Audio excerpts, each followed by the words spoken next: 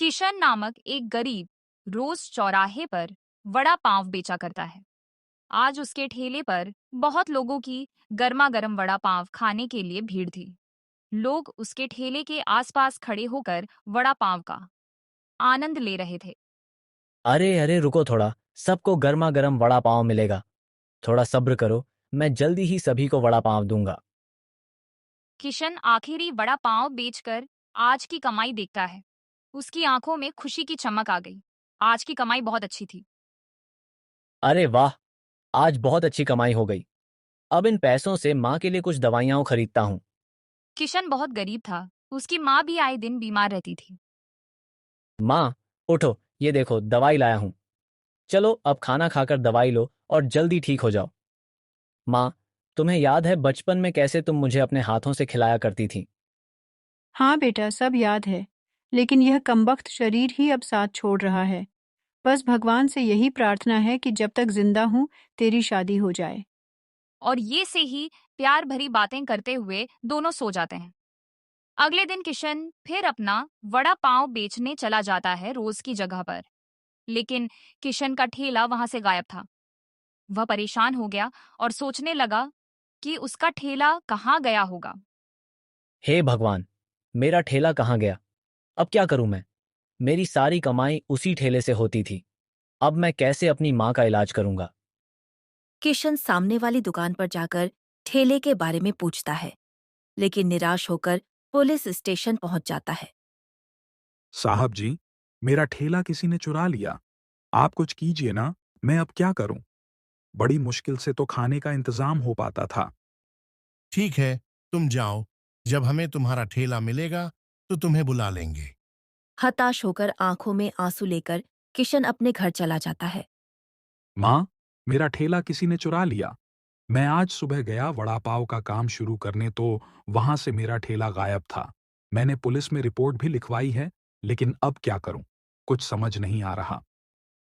सेठ जी, मुझे थोड़े पैसे की जरूरत है। मेरा ठेला चोरी हो गया है। मुझे नया ठेला लेकर अपना वड़ा पाव का बिजनेस फिर से शुरू करना है। आप मुझे थोड़े पैसे की मदद कर दीजिए मलिक।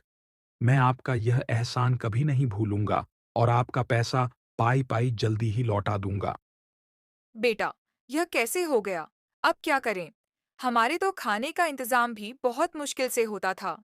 तेरे पिताजी के जाने के बाद से ही हमारी जिंदगी मुश्किल हो गई थी और अब तेरा ठेला भी चोरी हो गया। किशन और उसकी माँ बहुत परेशान हो गए थे। तभी किशन की माँ कहती हैं, बेटा, साहूकार से थोड़े उधार पैसे लेकर आओ और अपना वड़ा पाव का ठेला फिर से शुरू करो। किशन साहूकार के यहाँ चला जाता है। सेठ जी, मुझे थोड़े पैसे की जरूरत है। मेरा ठेला चोरी हो गया है। मुझे नया ठेला लेकर अपना वड़ा पाव का बिजनेस फिर से शुरू करना है। आप मुझे थोड़े पैसे की मदद कर दीजिए मलिक। मैं आपका यह एहसान कभी नहीं भूलूंगा और आपका पैसा पाई पाई जल्दी ही लौटा दूंगा। देखो किशन, पिछले ही महीने तुमने मुझसे अपनी माँ के इलाज के लिए 20,000 उधार लिए थे और वो अब तक लौटाए नहीं हैं। अगर तुम पैसे चाहते हो तो पहले मेरे 20,000 वापस करो, फिर ले जाना जितने पैसे चाहते हो। अब किशन बहुत ही मायूस होकर पेड़ के नीचे जाकर बैठता है, अपनी किस्मत को कोसते हुए। तभी किशन का पड़ोसी रामू उसके पास आता है। अरे किशन, क्या हुआ भाई? इतने मायूस होकर यहाँ पेड़ के नीचे क्यों बैठे हो? क्या बताऊं रामू, मेरा ठेला किसी ने चुरा लिया। अब मैं कंगाल हो चुका हूं। एक फूटी कौड़ी नहीं है मेरे पास। माँ का इलाज भी करवाना है, क्या करूं? और ऊपर से साहूकार ने भी पैसे उधार देने से मना कर दिया। अरे भाई किशन, इसमें इतना मायूस होने वाली क्या बात है भाई? मैं हूं ना, मैं दूंगा तुम्हें पैसे नया ठेला खरीदने के लिए। और पैसे वापस देने की कोई जल्दी नहीं। जब तुम्हारे पास पैसे होंगे तब वापस कर देना। रामू, मैं तुम्हारा यह उपकार कभी नहीं भूलूंगा। बहुत बहुत धन्यवाद मित्र। तुम सचमुच मेरे लिए एक सच्चे मित्र हो। तुम मेरा यह एहसान मुस्कुरा के चुका देना। चलो अब हंसो और अपनी जिंदगी को फिर से शुरू करने के लिए तैयार हो जाओ। किशन रामू के दिए हुए पैसों से नया ठेला खरीद लेता है। लेकिन ठेले पर अब पहले जैसी लोगों की भीड़ जमा नहीं हो रही थी। किशन सोचता है कि कहीं उसके ठेले की लोकप्रियता तो नहीं खत्म हो गई। हे भगवान, आज दिन भर की कमाई सिर्फ 50 रुपये ही हो गई। अब क्या करूं? वड़ा पाव ज्यादा बिकने के लिए मुझे कोई तो तरकीब लगानी होगी। अगले दिन किशन एक तरकीब निकालता है। 2 वड़ा पाव खाने पर तीसरा वड़ा पाव फ्री। धीरे धीरे किशन के ठेले पर बहुत भीड़ हो जाती है, लेकिन किशन को और पैसों की जरूरत थी, तो किशन और नई तरकीब सूझती है और किशन अपने ठेले पर नए नए वड़ा पाव बेचने चालू कर देता है। पनीर वड़ा पाव, चीज वड़ा पाव, सब्जी वाला वड़ा पाव। अरे वाह!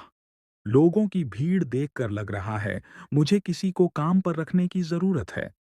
वड़ा पाव भी बनते ही बिक रहे हैं, गर्मा गर्म, और आज की कमाई भी बहुत हो गई है। अब किशन अपना वड़ा पाव आसपास के गांव में भी बेचना चालू कर देता है। किशन बहुत फेमस वड़ा पाव वाला हो जाता है अपनी मेहनत से। अब उसके चर्चे आसपास के गांव में भी होने लगते हैं। किशन अपने बिजनेस को बड़ा बना लेता है और माँ का इलाज भी अच्छे अस्पताल में करा देता है। अब किशन के पास गाड़ी, बंगला, इज्जत सब कुछ है।